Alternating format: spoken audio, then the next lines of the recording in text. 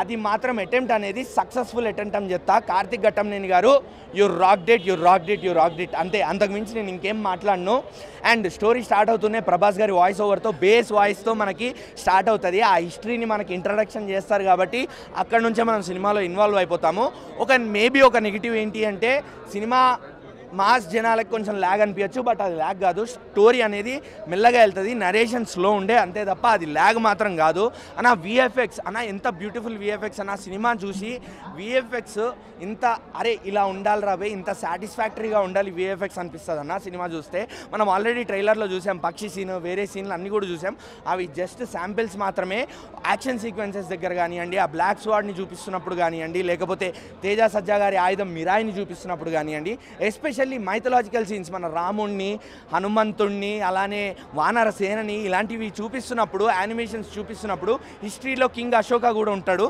So ఇవన్నీ చూపిస్తున్నప్పుడు VFX అనేవి ఎంత బ్యూటిఫుల్గా ఉన్నాయి. ఇలా ఉంటే కదా రాబోయ్ స్టోరీ మనకి ఇంకా బాగా ఎక్కుతుంది అనిపిస్తుంది. అంత బాగుండే విఎఫ్ఎక్స్ అనేవి మాత్రం.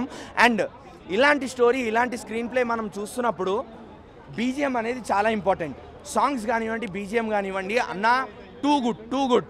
ఈ బీజిఎం వల్ల సినిమాలో మనం ఇంకొంచెం ఇన్వాల్వ్ అవుతాము. ఆ మైథలాజికల్ సీన్స్ అనేవి ఇంకొంచెం కనెక్ట్ అవుతాయి. ఆ యాక్షన్ సీక్వెన్సెస్లో ఇంకొంచెం ఇన్వాల్వ్ అవుతాం. సో బీజిఎం కూడా top notch. One important thing ఏంటి అంటే జనాలు లేచి వెళ్ళిపోతున్నారు టైటిల్స్ పడంగానే, ఎండ్ టైటిల్స్ పడంగానే. లేచి మాత్రం వెళ్ళిపోకండి. ఒక మంచి సర్ప్రైజ్ ప్లాన్ చేశారు. పోస్ట్ క్రెడిట్ సీన్ ఉంది. సినిమా మార్వెల్ డీసీ లాగానే మీకే అర్థమైపోద్ది క్లైమాక్స్ చూస్తే. ఒక అన్ఫినిష్డ్ క్లైమాక్స్ అది. సో అన్ఫినిష్డ్ క్లైమాక్స్ అయిపోగానే మీరు లేచి వెళ్ళిపోకండి, పోస్ట్ క్రెడిట్స్ కోసం వెయిట్ చేయండి. మంచి సూపర్ పోస్ట్ క్రెడిట్ సీన్ ఇచ్చారు. ఒక మంచి షాకింగ్ సర్ప్రైజ్ అది. ఇంత సీక్రెట్గా బాగానే మెయింటైన్ చేశారు అనిపించింది నాకైతే మాత్రం. మిరాయి ఇప్పుడే చూసి వస్తానండి. సినిమా కోసం మెయిన్ ప్లస్ పాయింట్స్ అంటే ఆ విఎఫ్ఎక్స్ అండి. VFX, screen play, story, direction అసలు చాలా బాగున్నాయి. పీక్స్ లెవెల్ ఉంది. కార్తిక్ ఘట్టంనేని గారు ఇంత తక్కువ బడ్జెట్తో అంత మంచి సినిమా తీస్తారని ఎవరు అనుకోరండి. అసలు మనకి ఈ బడ్జెట్కి సినిమాకి అసలు మనకి పొంతనే ఉండదు, అంత బాగా తీశారు సినిమా. అందరూ థియేటర్కి వచ్చి చూడాల్సిన సినిమా ఏంటండి. క్యాస్ట్ విషయానికి వస్తే మనం చెప్పాల్సిన విషయం, మంచు మనోజ్ గారు యాక్టింగ్ మాత్రం, ఆ ట్రాన్స్ఫర్మేషన్ కానీ, ఆ యాక్టింగ్ స్కిల్స్ కానీ చాలా అంటే చాలా బాగున్నాయండి. తేజ సజ్జా మనం చెప్పాల్సిన విషయం ఎందుకంటే హనుమంత్ ఒక మెట్టు ఎక్కాడు, ఈ సినిమాతో ఇంకో మెట్టు ఎక్కుతున్నాడండి. ఆ స్క్రిప్ట్ సెలెక్షన్ మాత్రం చాలా బాగుందండి. అవునండి, ఎందుకంటే ఫస్ట్ హాఫ్లో తేజ సజ్జా క్యారెక్టర్ రాదు, అప్పుడే అతనికి యాక్షన్ చేసి రావు, అల్లరి చల్లగా తిరుగుతారు. కానీ ఇంటర్వెల్ బ్లాంక్ హైలైట్ అండి. క్లైమాక్స్ సీన్ అనేది అసలు పీక్స్ లెవెల్ అండి. హనుమాన్ అంత క్లైమాక్స్ సీన్ లేకపోయినా హనుమాన్ ఒక హైలైట్గా ఉంటుందండి. పార్ట్ 2 ఉండకపోవచ్చు ఎందుకంటే లాస్ట్లో మనకి వెంటనే క్లోజ్ చేస్తారు, అక్కడ ఎండ్ అయిపోవచ్చు.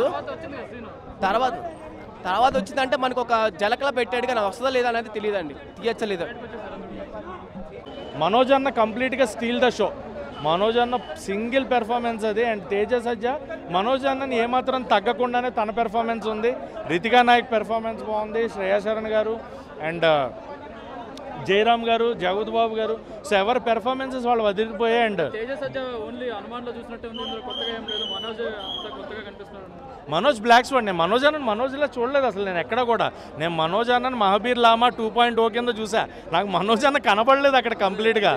అండ్ మనోజ్ అన్న స్టీల్ ద షో, ఆయన మొత్తం పట్టుకుపోయాడు అన్న సినిమాని పట్టుకెళ్ళిపోయాడు. బట్ తేజ సజ్జా ఆయనతో లెవెల్గా చేశాడు, ఎక్కడ కూడా తేజ సజ్జా తగ్గలేదు. లేదు అలా మీరు కంపేర్ చేయొద్దు, దేని వర్షన్ దాన్ని. హనుమాన్ ఇస్ డిఫరెంట్ ఫిలిం, ఇది డిఫరెంట్ ఫిలిం. ఇందులో కంప్లీట్ యాక్షన్ ఎక్కువ ఉంది, హనుమాన్ కంటే కూడా ఇందులో యాక్షన్ ఎక్కువ ఉంది. యాక్షన్ సీక్వెన్స్ క్లైమాక్స్లో ఉంది, అది ఇంకా బాగుంటుందేమో అనే ఒక్క ఫీలింగ్ ఉంది. ఎందుకంటే లాస్ట్లో రాముడి చేతిలో విల్లు బాణం వచ్చినట్టు తేజ సజ్జాకు వచ్చినప్పుడు ఆ ఫైట్ ఇంకొంచెం గట్టిగా ఉంటే ఇంకా ఎనర్జీ వచ్చేదేమో అనిపిస్తుంది. ఆ ఒక్క ఫైట్ దగ్గర నేను డిసప్పాయింట్ అయ్యా. అదర్ దెన్ దట్ సినిమా ఎక్కడ డిసప్పాయింట్ అవ్వలేదు. అండ్ రాముడి గెటప్ ఎవరేస్తారు అనే పాయింట్లో నాకు అనిపించింది. ఆదిపురుషులో ప్రభాస్ గారిని చూసిన మెయిన్గా కళ్ళు రిఫరెన్స్ నాకు ప్రభాస్ గారు కనిపించారు. సినిమా కూడా ఆయనతోనే ఎత్తుకున్నారు, ఆయన వాయిస్ ఓవర్తోనే. క్లైమాక్స్లో సెకండ్ పార్ట్కి నాకు ఏదైనా కంప్లీట్గా వర్త్. మనం పెట్టిన అమౌంట్ ఒక్కసారి కాదు, రిపీట్ వాల్యూ ఉన్న సినిమాలు అంటారు కదా, అలా రిపీట్ వాల్యూ ఉన్న సినిమా మిరాయి.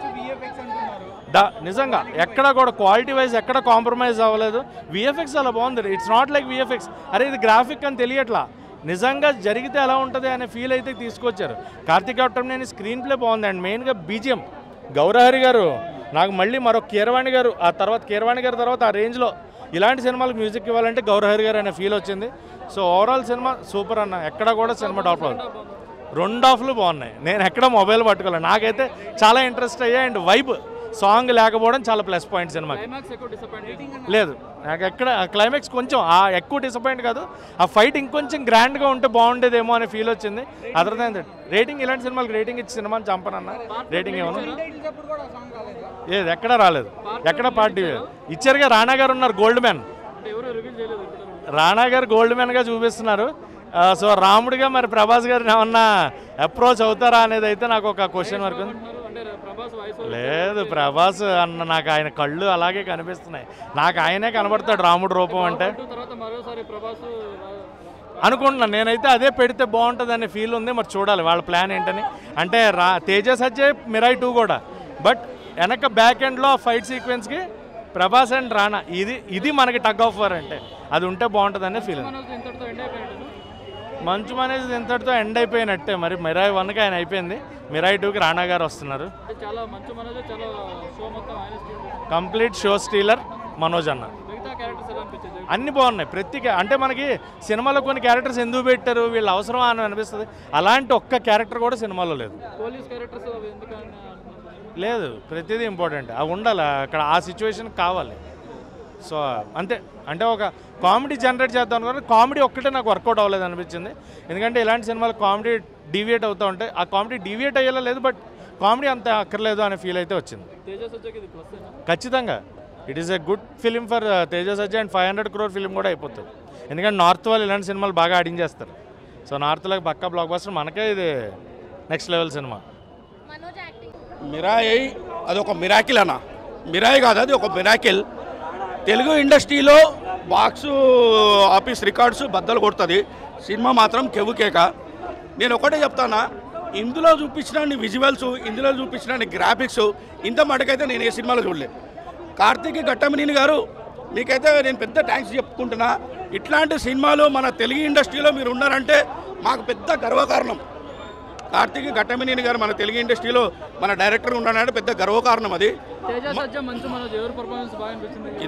ఇద్దరిది నాకైతే తేజ సజ్జ కంటే ఇంటర్నేషనల్ స్టార్ ఎదుగుతాడు అంటే మంచు మనోజ్ అన్న పక్క. ఆయన క్యారెక్టర్ ఎక్కువ ఉంది కదా, ఆయన క్యారెక్టర్ ఇద్దరు సేమ్ ఉంది కానీ అన్నకు హైలైట్స్ ఎక్కువ చూపించారు.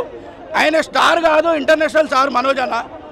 తెలుగు ఇండస్ట్రీలో మోహన్ బాబు గారి పేరు నిలబెడతారు అంటే మనోజ్ అన్ననే, విష్ణు కాదు మనోజ్ అన్ననే.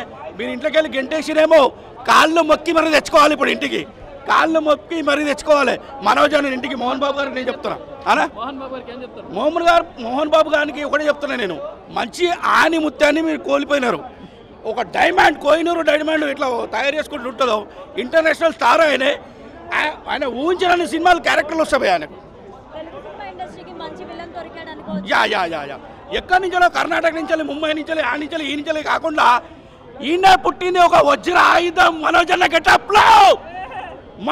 గెటప్లో ఒక వజ్ర ఆయుధం పుట్టింది కొత్తది తెలుగు ఇండస్ట్రీకి. ఎవ్వడు పనికిరాడిగా చెప్తున్నా కదా భయ్యా, ఇదే గెటప్లు ఉంటాడు వాళ్ళ, ఇట్లనే జుట్టేసుకొని. సూపర్ భయ్యా, వండర్ఫుల్ యాక్టింగ్, కెవ్వు కేక.